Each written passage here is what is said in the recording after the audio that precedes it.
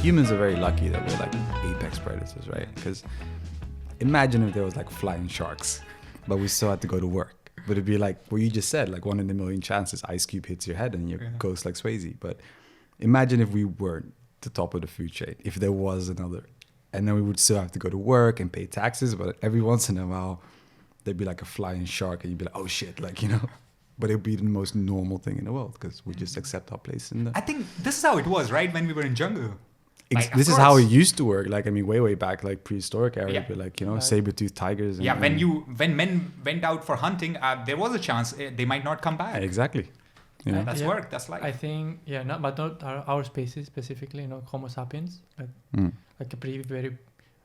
Even the monkeys were, they are really... A type of monkey, at least. I mean, a very dumb monkey. I mean, we do have Space Force now, so at least we're extra protected. But yeah, I mean, we're never the apex because like space exists, so you got to be careful. I've been working on this idea since I moved to Berlin because I studied film, and I thought it would be really cool. Let's start from the beginning. I don't know if anyone here is a huge fan of Netflix. Who isn't, right? Yeah. Netflix used to have the 5-star ratings to classify their movies, and then they switched to the thumbs up and thumbs down method to curate the movies. If you're someone who really loves movies, and I've had Netflix since like day dot, the problem for me was like my recommendations really went to shit because of it. Like, so I was getting really great movies, and then suddenly all my great movies weren't being recommended. So I've been working on this like kind of, what do you want to call it, an app, a system to content curate based on the colored emoji hearts. So say you'd log into Netflix and you're feeling happy, sad, whatever. The content is then curated on like the blue is kind of like a philosophical sad movie, dramas. Yellow would be kind of like a comedy, joyful movie. Red would be like feel good movies, and then green is like action movies, like neon stuff, Tokyo Drift, like that kind of stuff. And then you got purple, which is like kind of a hopeful things, maybe like documentaries about the planet. So I've been working on this for like two years, and like as in my spare time. And that's why I kind of brought my logbook, where I figured everything out. And I looked at it yesterday for the first time in like a year, and I've been thinking, whoa, because also I've been going to like the Berlin Startup School in 2019, and it's a free thing. You can find a meetup, and you can go there and you can just kind of be like, yo, I think I kind of want to start a business in the future. And then there's a guy called Tino, and he runs the class, and he teaches you over the course of 10 sessions how to start your business in Germany. That means registering, figuring out the tax system. And so that's kind of my whole Berlin life mission. And that's what I kind of wanted to talk about, is like art, the platform. How do you share great content without a filter? Who's in charge of judging content? How do you give people their own mind map? How do you give people like kind of their own personal experience when it comes to music and movies? And art, I think, is universal, so no one touches the art. But I kind of just like, what kind of music do you like? What kind of music do you listen to? Like, what kind of mood do you want to be in today? Like, yes, nowadays with Spotify and iTunes, you have like these mood playlists, like have a great day. And you notice if you listen to one of those feel-good playlists, you're like flying high on life. Listen to Eminem, you just kind of want to punch someone or like a wall. So like music definitely has an effect on your mood, your energy release. And if I've been getting into like cycling, and the thing that's been keeping me going for 6 months is like the music I listen to. Like if I hear like a hardcore rap song come on, I'm like attacking the hill. I'm not complaining about like, you know, this is too heavy, the bike is like, no. But then I'm cruising home and I'm kind of doing eco mode because I'm so tired, and I'm listening to like really soft music. And it's all related to the heart, like heartbeats, beats per minute, like it's all interlinked. And that's what I wanted to talk about, like this kind of platform, right? So this is a kind of, the idea in the end will be realized as a platform, like maybe a website, right? So someone would probably go and just select the blue, and he will see a list of blue movies. Yeah. And or something like that. Yeah. So he will have lists. Yeah, right?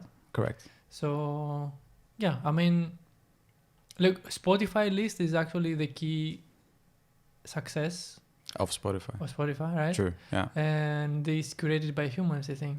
True. I mean, Spotify really uses algorithms if you really want great playlists, not to like plug Apple, but Apple takes a much more human approach to making playlists. If you look at the playlist on Apple Music, like they're curated by DJs, artists. Like Apple Music has like Beats One Radio, and the cool thing about that is they'll give an artist their own radio station. Like The Weeknd, Love, he has his own radio station where he comes on once a month or like something like that, and he just DJs for you.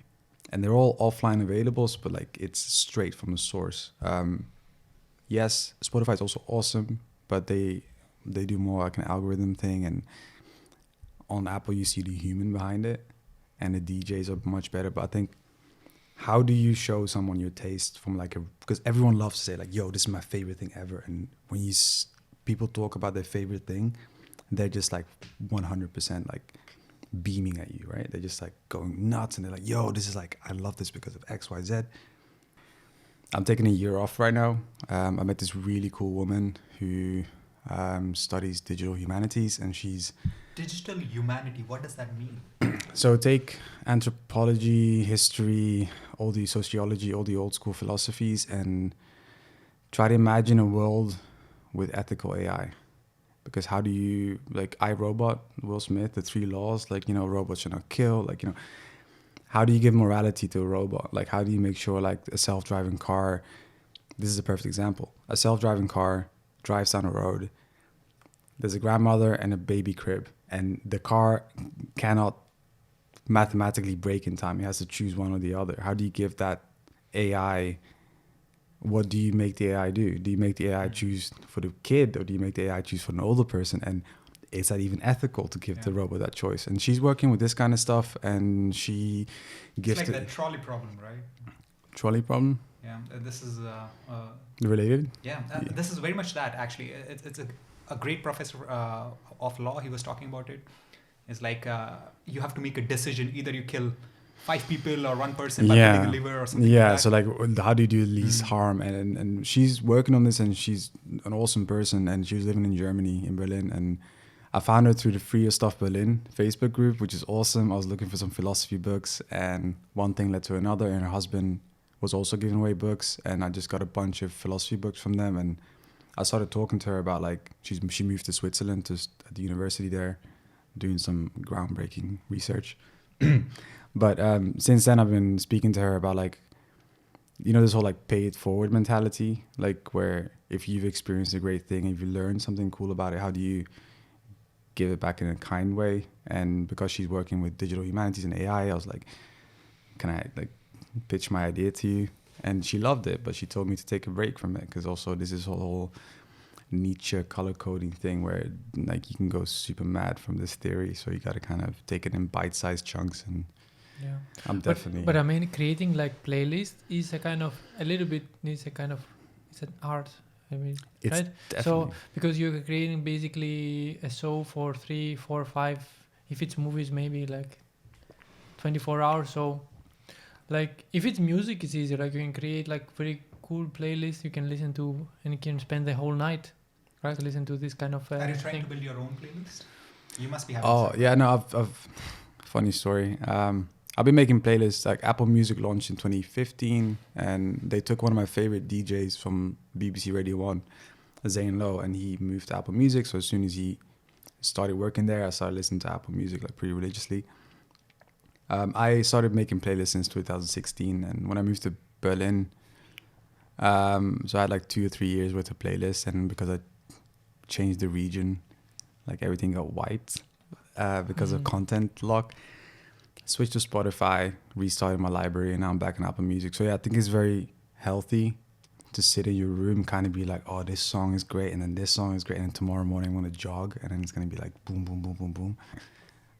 So yeah, I'm always creating new playlists, like every month. One idea also to have a playlist that can combine also bits from podcast conversations, maybe short, like 3 minutes or something in between somehow, and it's also a good break sometimes, right? Yeah, I mean, this is also... If you have like a lo-fi music, Mm-hmm. you can somehow And then you can have like all of a sudden in someone- between there is like few sentences someone or talk- wise words, you know, like no wise word or some random conversation and like having a lo-fi topic, music like, and yeah. and then carpe diem. Yeah, like, you know, I mean, there's definitely this, and this is like old school way of making music. Like, they really, I mean, they would have interludes, you know, and Yeah. some artists bringing this kind of stuff back, but like in between the songs, like, I mean, Eminem, Marshall Mathers LP.